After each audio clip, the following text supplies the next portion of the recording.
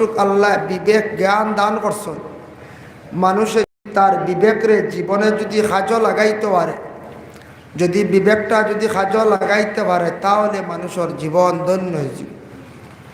এর জন্য আমরা আর বিবেক আছে, আমরার বুদ্ধিও আল্লাহ প্রচুর বুদ্ধিও দান করছে।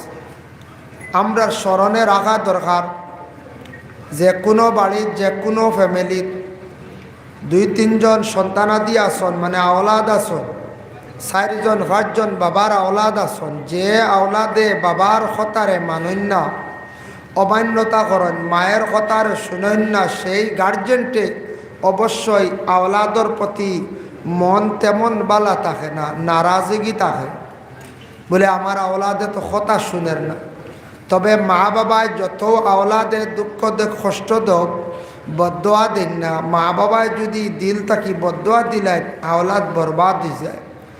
তবে আওলাদে যখন বাবার কথা শুনে না, মায়ের কথা শুনে না, তখন মা বাবার মন তেমন বালা থাকে না, একটা নারাজ থাকে। যদি কোনো কর্মচার দোকানও মালিকে রাখছেন, মালিকের কথা কর্মচারে শুনে না, তাহলে মালিকের মন তেমন ভালো থাকে না। ছাত্র জীবনে ছাত্ররা যদি শিক্ষকের কথা শুনেন না, তাহলে এই ছাত্রের উপরে শিক্ষকের মন নারাজ থাকে, ভালো থাকে না। যে গার্জেন্টর যে শিক্ষকর মন নারাজ থাকি যাইব ছাত্রর উপরে, জানিয়া রাখবা এই ছাত্রর জীবনটা তেমন সুন্দর হইত নয়, জীবনটা অন্ধকার হইব, বরবাদ হইব। তা আমরা এই দুনিয়ার জমিনের মধ্যে একেবারে দিগর জমিনে তসিব আনছি। জমিনও ছোটো থাকতে যখন নাবালিগ আসলাম, তেমন বুঝ আসলো না। তখন নাবালিগ থাকতে আমরার কোনো হিসাবও আসলো না, আমরার তেমন চিন্তাও আসলো না। নাবালিগ যারা, এরার আমল নামায় গুনাও লেখা হয় না, নেকিও লেখা হয় না। বলে আমল নামায় তো গুনাহ লেখা নাই, নেকিটা হই যায়। অনেক বাচ্চারা কুরআন শরীফ তিলাওয়াত করে, নামাজ পড়ে, সম্পূর্ণ সওয়াব খারাপ হয়। বলে যে নাবালিগা বাচ্চা যারা আছে এবাদত বন্দেগিগুলা করেন, এর সওয়াব মা বাবার আমল নামায় আল্লাহ দান করেন। সুবহানাল্লাহ। এর জন্য আমরা গার্জিয়ানশিপ যারা আছি, আমরার জীবনে আমরার হক হইল গিয়ে আমরার উপরে আমরা দায়িত্ব যেটা আছে, দায়িত্বটারে আমরা জীবনে আদায় করতাম। সন্তানাদিরে ছোটো থাকতে নমাজর তাকিদ দিতাম।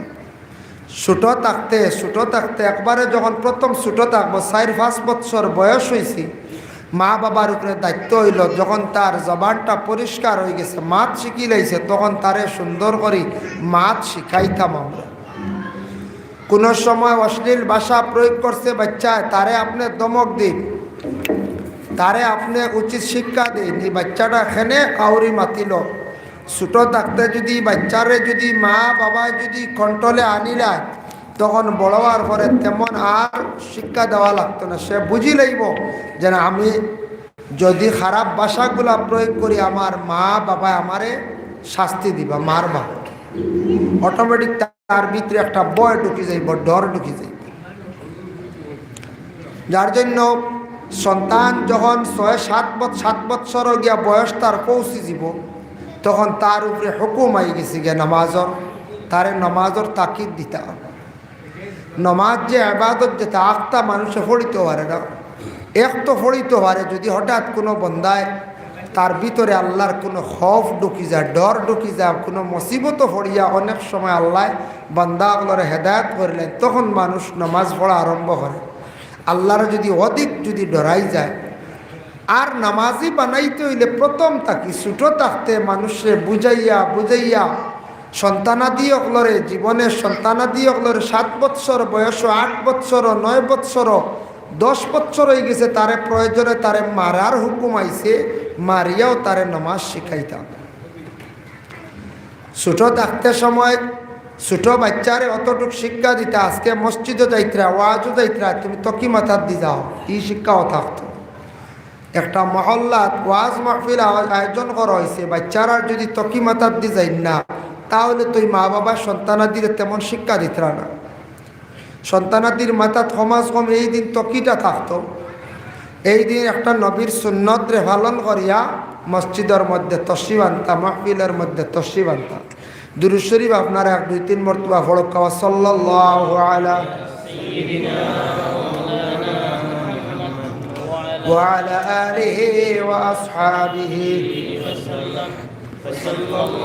ওয়া আলা সাইয়্যিদিনা ওয়া মাওলানা وعلى آله وأصحابه صلى الله على سيدنا ومولانا محمد وعلى آله وأصحابه سبحان الله وبحمده سبحان الله العظيم سبحان الله وبحمده سبحان الله العظيم سبحان الله وبحمده سبحان الله العظيم سبحان الله وبحمده سبحان الله العظيم أستغفر الله إن الله غفور رحيم أستغفر الله إن الله غفور رحيم أستغفر الله إن الله غفور رحيم محترم حاضرين الكرام তাই বিশেষ করিয়া আমরা জীবনে মা বাবা সন্তানাদি হলরে সময়ে সময়ে তাদের শিক্ষা দিতা মাত কথা শিখাইতা নামাজের জন্য তাকিদ দিতা নামাজ পড়তে হইলে কিভাবে পড়া বাচ্চারা মসজিদে যায় ছোট্টবেলা গিয়া কোরআন শরীফ পড়া শিখিছে কিন্তু কোরআনের মধ্যে অনেক গলত থাকি যায় ছোটবেলা বাচ্চারা পড়িছন কেউ পড়িছে লীলা তাব্বাত ইয়াদা হাবিলা হাবিউ ওয়া তাব ইলা পড়িছন বাচ্চারা আমরা নিজে পড়াইছি কয়েকদিন এটা বড় হওয়ার পরে এগুলা শুদ্ধ হইতো শুদ্ধ কিলো হইব নিয়মে মসজিদের ইমাম সাহর কাছে যাকুয়া কারিয়ানা মাদ্রাসার যাকুয়া বা শুনা শুনি শুদ্ধ হয়ে যায় বড় হওয়ার পরে জবান তো আপনার পুরা পরিষ্কার হয়ে গেল গিয়া কোরআন শরীফ সহি হইতো শুদ্ধ হইতো আর নামাজ পড়িতে গিয়া পবিত্রতা অর্জন করা বলে সন্তানকে আদেশ করতাম আর নিজেও আমরা বিবেচনা করতাম নামাজ পড়তে সময় আপনার আমার পরিষ্কার পরিচ্ছন্নতা যেটা আছে পরিষ্কার যদি থাকতে পারেন না কেউ তাহলে নামাজ পড়িবা নামাজটাই কোনো ফায়দা হইতা না এর জন্য সব জিনিস পরিষ্কার আপনার আমার রাখার চেষ্টা করতাম হাদিস শরীফ আইসা তুহুরু শাতরুল ঈমান পবিত্রতা হইয়া থাকছে গিয়া ইমানের একটি অঙ্গ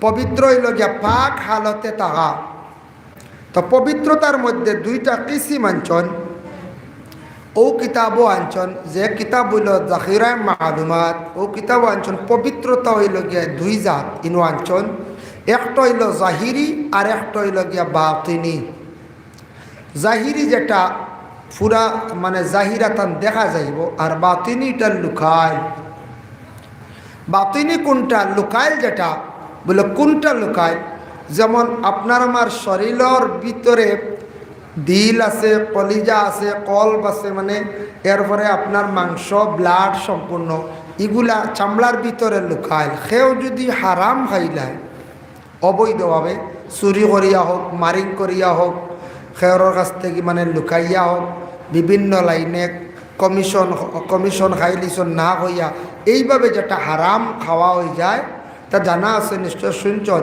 এইভাবে হারাম খাই নিলে তখন মানুষের ব্লাড যেটা এটা মানুষের খারাপ হয়ে যায় বলে কিতা হয় হারামে পরিণত হয়ে যায় মাংসটা হারামে পরিণত হয়ে যায় তার দিল যেটা কল্প যেটা আছে হারামে তারে নষ্ট করিলা তখন মানুষের দিলটা মুর্দা মুখ হয়ে যায় মানুষের দিল মুর্দা হয়ে যায় কয়েকটা কারণে মানুষের দিল মুর্দা হয় এক তো হারাম খাইলে দ্বিতীয়ত হইল কোনো কবরিস্তান ফসল যদি ধরে ফসল গাছ লাগান না লাগানি বালা এমনি ফলর গাছ না ফুলর গাছ বালা বালা যে গাছের লাস্টিং করে কবরের উপরে থাকে ই গাছে আল্লাহর জিকির আসকার করব সোয়াব গিয়া সোয়াবর অংশ এই মইয়িতের আরওয়াহে মুকদ্দাস পৌঁছিব ওলা গাছ একটা বালা গাছ লাগাইতা কবরের উপরে গাছে আল্লাহর জিকির আসকার করে যার কারণে কবরের উপরে গাছ এগুলা কিতা করতা না সুলাইতা না পরিষ্কার করতা না এগুলা আল্লাহর জিকির আসকার করে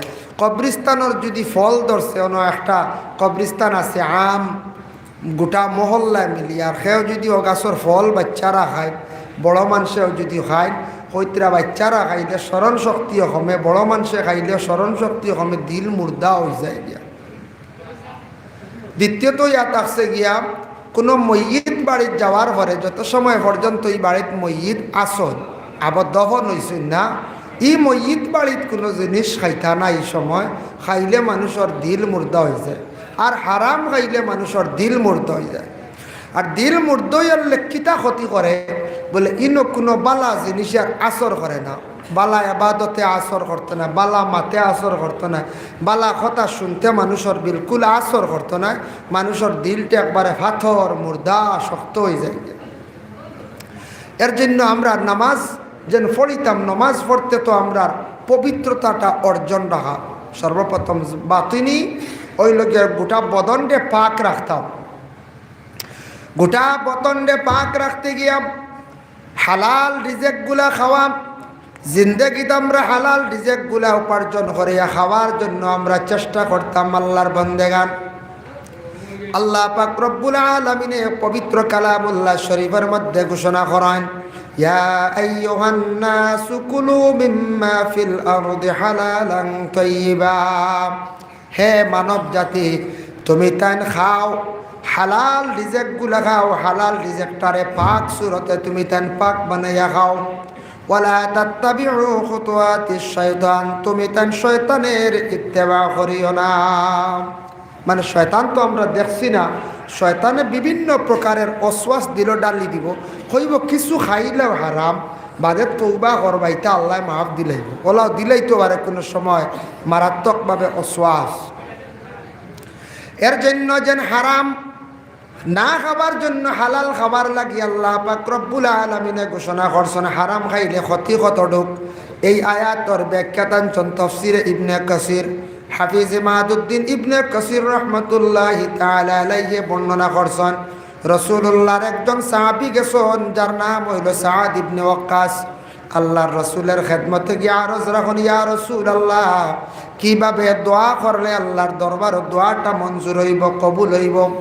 আল্লাহর রাসূলে ফরমান, ও সাদ ইবনে ওয়াক্কাস জানিয়া রাখো, মানুষে যদি হালাল রিজেক যদি খায় তার ইবাদত বন্দেগী কবুল হইব। আর যদি সে হারাম যখন খাইব, যেই দিন খাইব ওই দিন ডাকিয়া ও সময় তাকি 40 দিন পর্যন্ত তাদের দোয়া উপরের দিকে উঠে না। এর জন্য তাফসীর ইবনে কাসির দ্বারা হারাম যেই দিন যেই সময় খাইবা ও তাকে হিসাব করে 40 দিন দোয়া উপরের দিকে যায় না, উঠেও না। এর লাগে আমরা দোয়া কবুল হয় না। কইমু জি না, আমার কবুল না। মেসা বলতে 6 জন আনলাম, কোরআন খতম পড়াইছি, একটা উজরত হিসাবে হাদিয়া স্বরূপ একটা সদকা করছি, টাকা 2000 টাকা দেখবো, কবুল হইতো না। এখন দেখা লাগবো অগুণ হালাল আছে, বুঝাইছেন নি মা? এখন অগুণ হালাল আছে নি, মেসা বকলের তো আমরা দুষিয়া লাভ নাই। ইলা আছে না, আমরা বিপদ পড়লে কোরআনের আশ্রয় লই, কোরআন খতম করাই, আল্লাহ বড় বড় মুসিবত থেকে আপনারে উদ্ধার করেন না যার দিন, যার কারণে দেখা লাগবো অগুণ হালাল নেই। এর জন্য বিশেষ করিয়া হারাম খাইলে মানুষের দিল যেটা আছে, দিলটা মানুষের মুর্দ হয়ে যায়। এই জায়গার মধ্যে ভালো কথা আসর করে না, কোরআনের মাতে আসর করে না, নবীজির হাদিসের মাতে আসর করে না। মানুষের দিল একবারে মুর্দ হয়ে যায়, মানুষের ব্লাড মাংস পর্যন্ত হারাম হয়ে যায়। এর জন্য বাতিনি যেটা আছে এটা আপনার আমার দেহটারে শরীরটারে পবিত্র রাখার বাবা চেষ্টা করতাম। জাহিরা তানয়া দেখছে গিয়ে গোটা বদন যেটা আছে, শরীর যেটা আছে এটা পাক থাকতো। পাক কইতে গিয়া সুন্দর করিয়া গোসল করলাম, শরীরটা আপনার আমার পাক, খুব বালা করে সুন্দর করিয়া গোসল করছি, পাক। কিন্তু এর মধ্যে কিছু ব্যবধান আছে বলে খিলা কিছু জিনিস আছে, কিছু সুন্নত যদি আমরা আদায় করি না শরীরটা পাক থাকে না। যে সুন্নতগুলা সুন্নতে ইব্রাহিম তফসিরে জালালাইনুল মুয়াজ্জান, সুন্নতে ইব্রাহিম হইয়া থাকছে গিয়া 60টা। এই 60টা থেকে যদি 5টা যদি পুরুষে বিশেষ করিয়া আদায় যদি করেন না, সুন্নতে ইব্রাহিম 60টা যেন আছে, 7টার মধ্যে দেখো 60টা যদি বিশেষ করিয়া পুরুষরা যদি আদায় করেন না, তাহলে তাদের দেহটা পূর্ণ পাক হয় না। একটা হইল মাথার চুল সুন্দর করে কাটা সুন্নত, চতুর্দিক সমান করে কাটা হইল সুন্নত।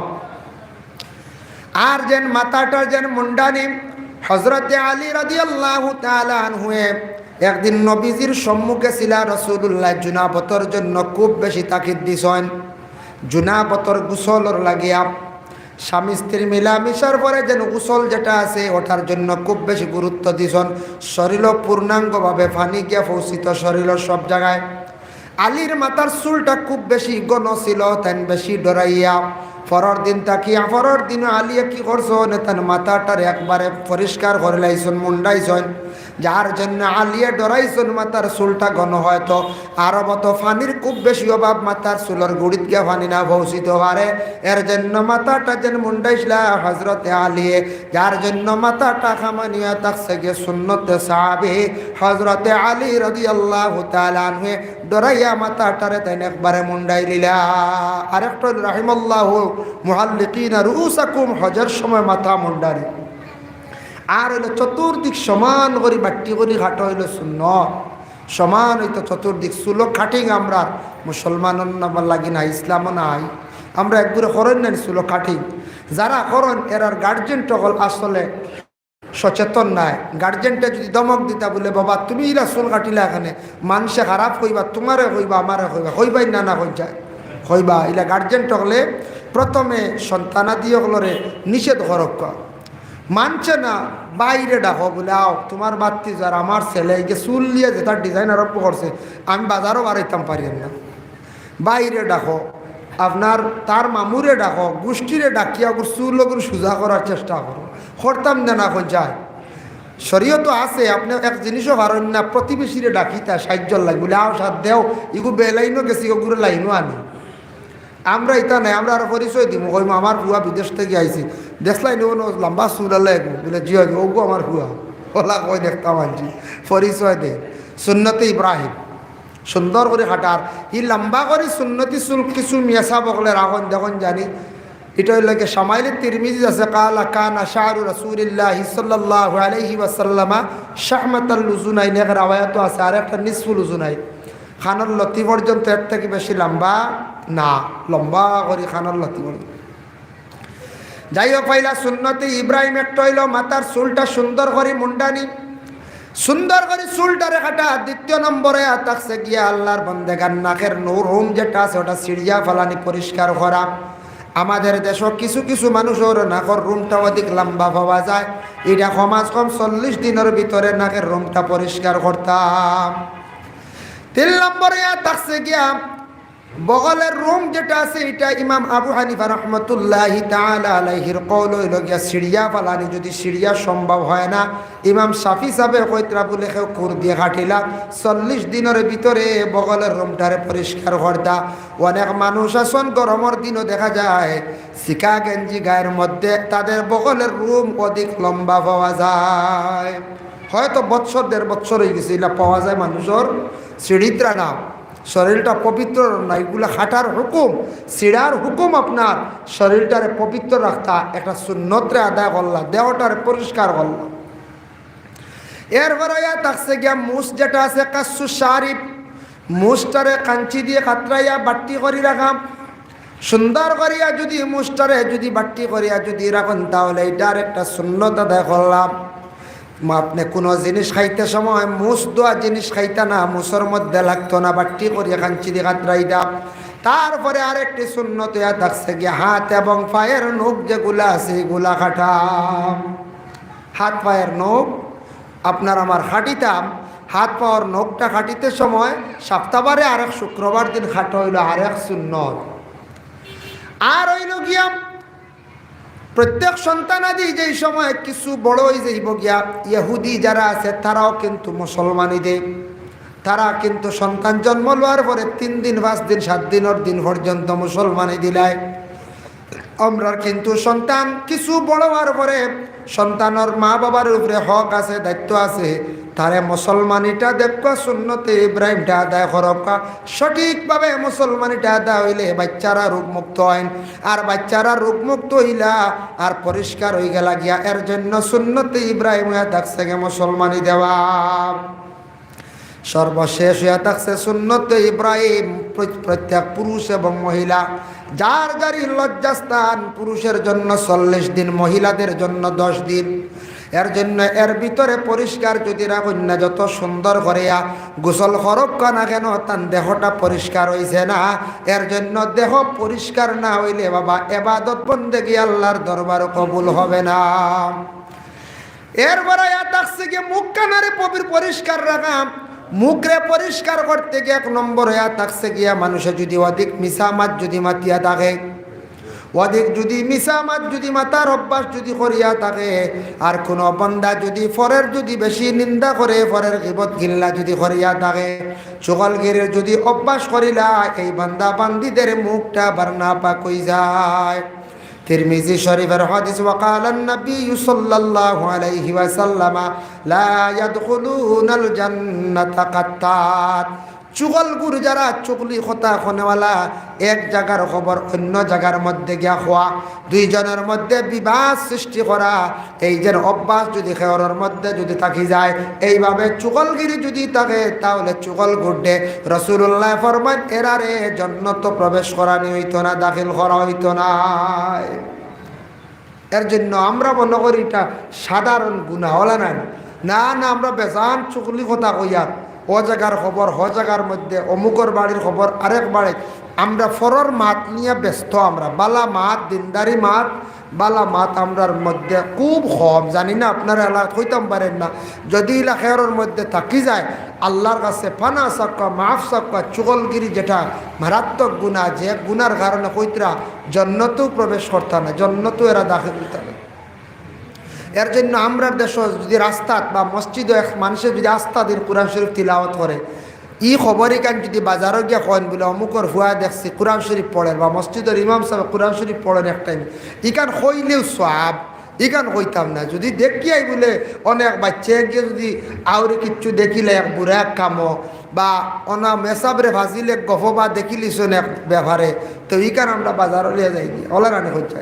আমরা অভ্যাস হয়ে গেছে গা ওরকম, এটা বড় ক্ষতিকর। এটা করিয়া আমরা মুখটারে অপবিত্র করিয়ার বাবা নাপাক করিয়া, নাপাক করিয়া।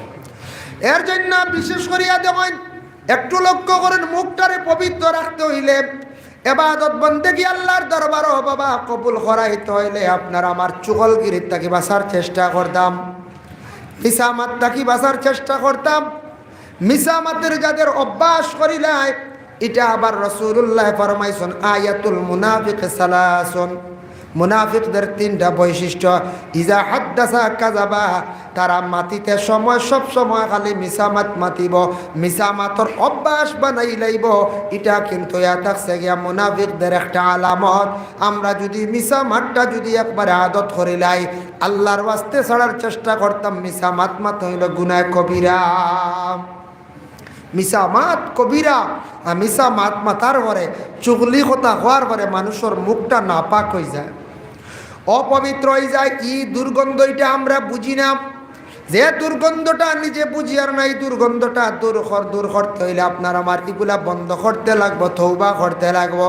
কইতরা অতটুক পর্যন্ত দুর্গন্ধ হয় মিসামাত মাতনেওয়ালার, চুগলি কথা করনেওয়ালার, ফরার নিন্দা ফরার গীবত গিল্লা করনেওয়ালার মুখে একটা দুর্গন্ধ হয়ে যায়।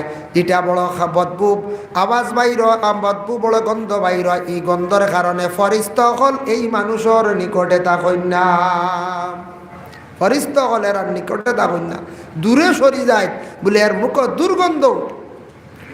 যার জন্য আল্লাহর বন্দেগান কাপড়টা পরিষ্কার হইতো। আমরা জিন্দিগির মধ্যে মুসলমান জাতি, আমরা রাস্তাঘাটে অনেক জায়গা অন্য ধর্মের মানুষে, সনাতন ধর্মের মানুষে দেখছি কোনো সময় গাড়িতে ওঠার পরে কমেন্ট করেন, নিন্দা করেন, বলে এখানে আমরা মুসলমান জাতি মানুষ যারা আছি, আমরা কিছু সময় কোনো সময় খারাপ কাপড় লাগাইয়ে ঘর থেকে বাইর হয়ে যাই।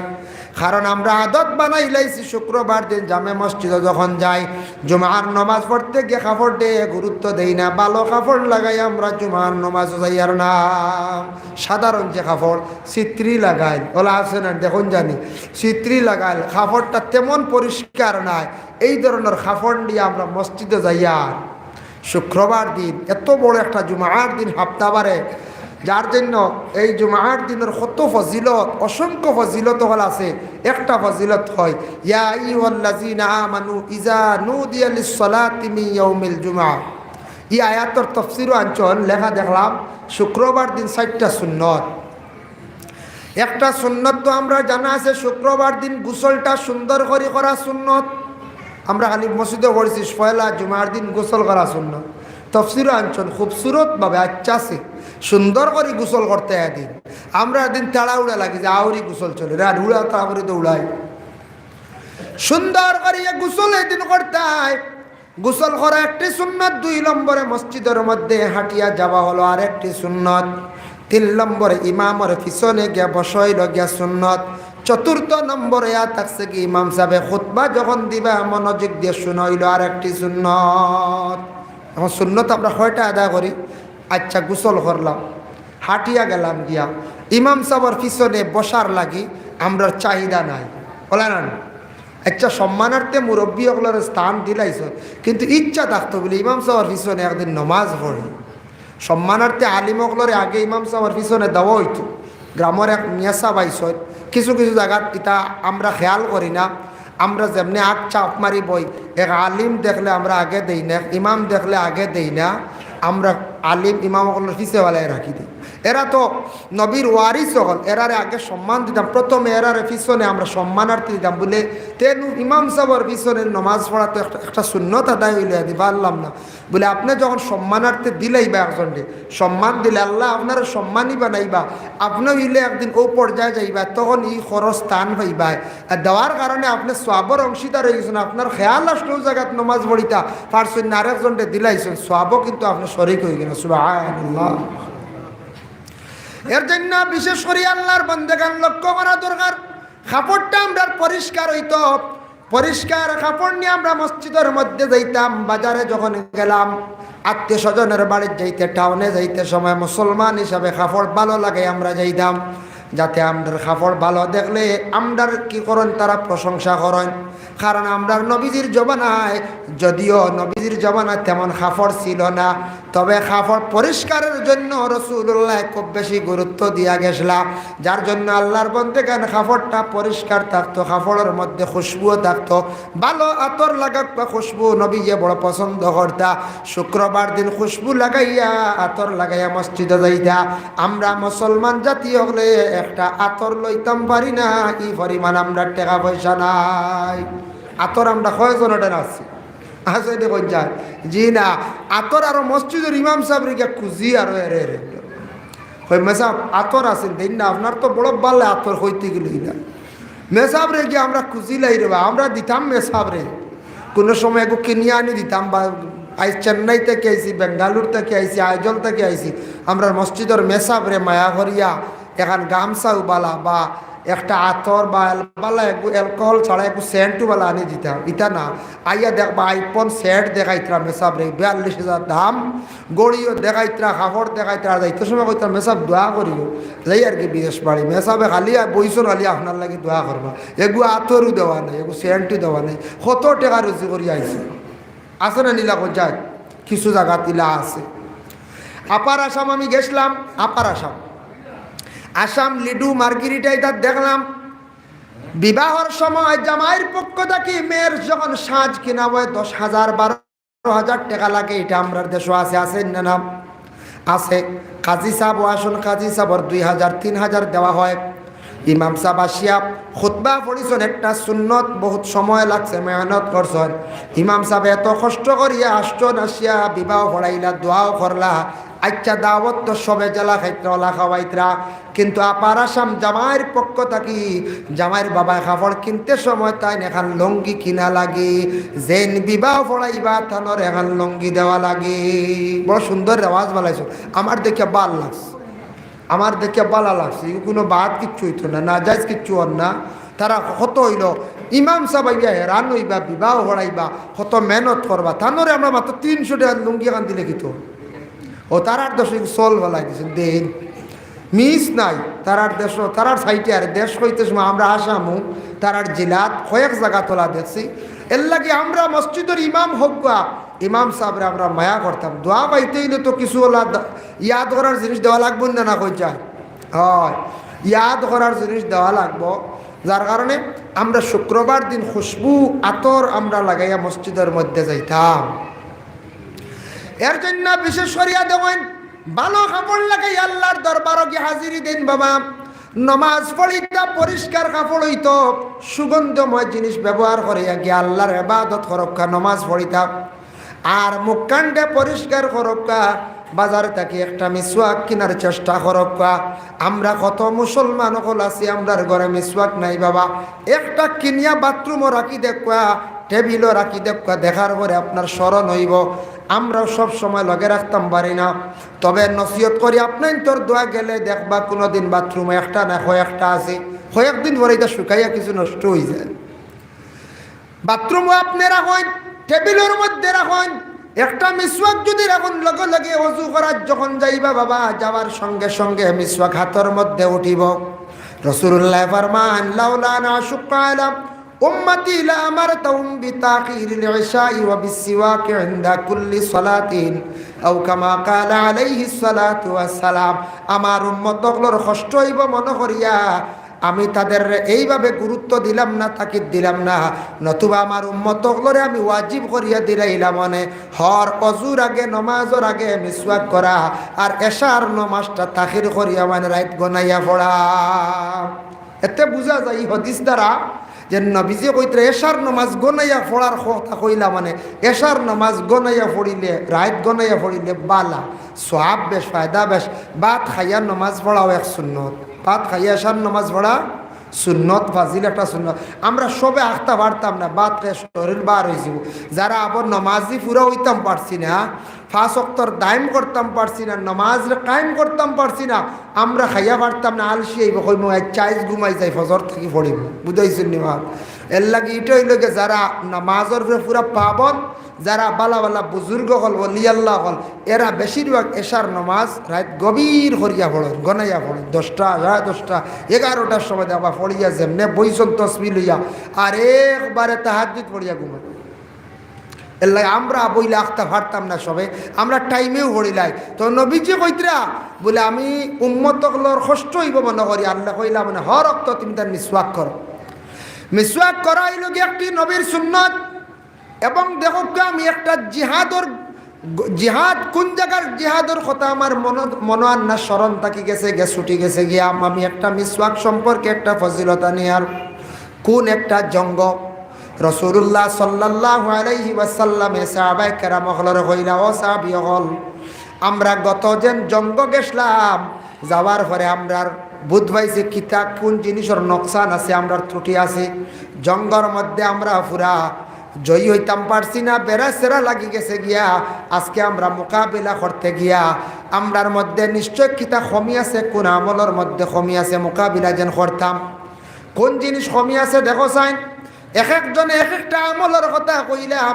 ও সময় এক সাহাবী কইলে, ইয়া রাসূলুল্লাহ, আপনি নু কইসলাম মিসওয়াক, হয়তো মিসওয়াক বলে হ্যাঁ, আমি রাসূলুল্লাহ আদেশ করলাম মিসওয়াক আমলটা বড় কমি করিয়ার আমরা, এর কারণে হয়তো আমরা আগ বাড়িতাম পারি আর না। আগামী দিন যখন জঙ্গর ডাক পড়ব, ও সময় সবে হাতর মধ্যে মিসওয়াক লইবাই, মিসওয়াক লইয়া তুমি তান মিসওয়াক করি করি জঙ্গর দিকে অগ্রসর হইবাই। এই দিন রাসূলুল্লাহর আদেশ ক্রমে সাহাবায়ে কেরামরা মিসওয়াক করি করি তারা রওনা দিছন, যাইতে আসন। বিরোধী পার্টি যারা আসলা মোকাবিলা করতে চাইছিলা, তারা যেমনে দেখছেন যে অন্যান্য দিন তো মুহাম্মদের সৈন্যবাহিনী এইভাবে আসেন না, আজকে দেখি তারা খালি দাঁতর মধ্যে কি জিনিস গোসাইতরা হইলে আইজার মোকাবিলার প্রয়োজন নাই। বুঝতাম পারলাম